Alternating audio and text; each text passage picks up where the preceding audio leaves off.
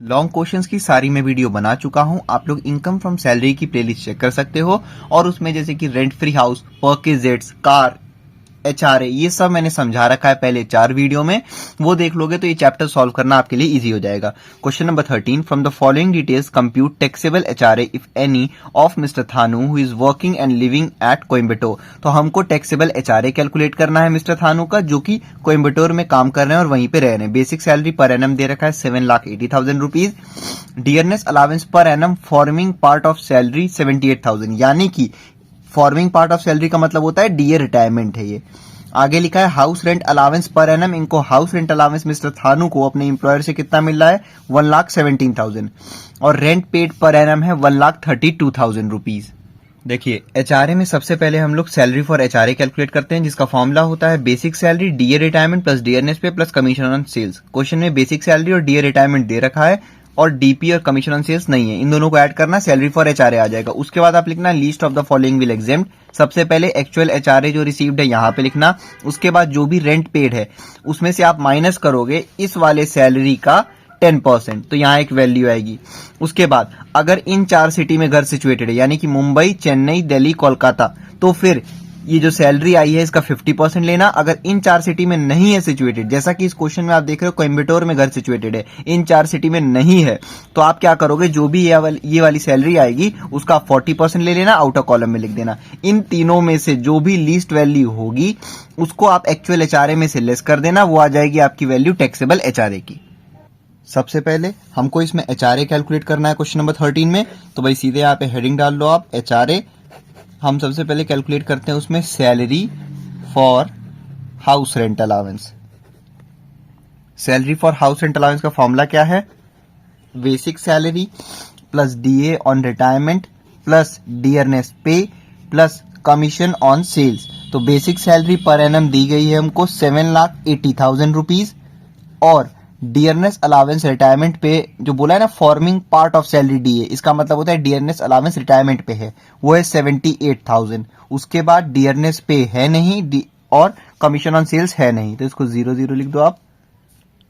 तो इसको आप कैलकुलेटर पे कैलकुलेट कर लो, 7,80,000 प्लस 78,000, ये हो गया 8,58,000। ये आ गया आपका salary for house rent allowance. उसके बाद हम लिखते हैं least of the following will exempt। अभी मैंने इसका फॉर्मूला क्वेश्चन के जस्ट बाद दिखाया है, आप बैक करके देख सकते हो, और एचआरए ऑलरेडी मैं समझा रखा हूं इंट्रोडक्शन वीडियो में, उसमें आप चेक कर सकते हो। तो सबसे पहले हम क्या लेते हैं इसमें, एक्चुअल एचआरए रिसीव्ड, मतलब कि एम्प्लॉय को जितना भी एचआरए रिसीव हुआ है, कितना रिसीव हुआ है, लिखा हुआ है 1,17,000 रुपीज एचआरए, तो यहां आप लिखो 1,17,000 रुपीज। उसके बाद सेकेंड पॉइंट होता है rent paid minus 10% of salary. ध्यान रखना डायरेक्ट बेसिक सैलरी का 10% मत लेना, ये जो सैलरी कैलकुलेट होके आया होता है ना, इस सैलरी के 10% की बात कर रहा है। तो रेंट पेड कितना बोला गया है, सीधे सीधे क्वेश्चन में रेंट पेड पर एनम का दे रखा है 1,32,000 रुपीज, और इस वाले सैलरी का जब आप 10% कैलकुलेटर पे कैलकुलेट करोगे तो कितना आएगा भाई, 10% ऑफ 8,58,000, तो हो जाएगा 1,32,000 माइनस इसका 10% कितना होगा 85,800। इसको लेस करो आप रेंट पेड में से, तो 1,32,000 माइनस 85,800, 46,200 ये अमाउंट आ गया। उसके बाद थर्ड पॉइंट हम लेते हैं, अगर घर मुंबई, चेन्नई, दिल्ली, कोलकाता MCD के इन 4 सिटी में अगर घर सिचुएटेड है तो फिर इस वाले सैलरी का हम 50% लेते हैं। लेकिन क्योंकि इस क्वेश्चन में बोला गया कोयम्बटूर में ये रह रहे हैं, तो इसका मतलब कि रेस्ट ऑफ द इंडिया वाला केस हो गया, तो सैलरी का 40% लेंगे हम यहाँ पे, 40% ऑफ सैलरी, बेसिक सैलरी का नहीं, ये जो आया है सैलरी, इस सैलरी का, तो 40% ऑफ सैलरी कितनी है 8,58,000 रुपीज। इसका 8,58,000 का आप निकालो 40%, 3,43,200 यहां लिख लो आप, अब आप खुद देखो, यहां हमने क्या लिखा था, least of the following will exempt, तो इन तीनों में से लीस्ट अमाउंट कौन सा है भाई, साफ साफ दिख रहा है ये वाला लीस्ट अमाउंट है, सबसे कम यही तो है इन तीनों में। फिर उसके बाद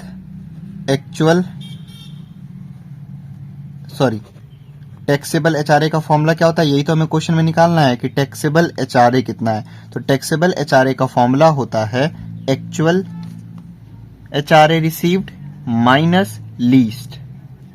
तो एक्चुअल एचआरए कितना है, 1,17,000 रुपीज, और इन तीनों में से लीस्ट कौन सा है जो एग्जेम्प्ट होगा, 46,200 रुपीज।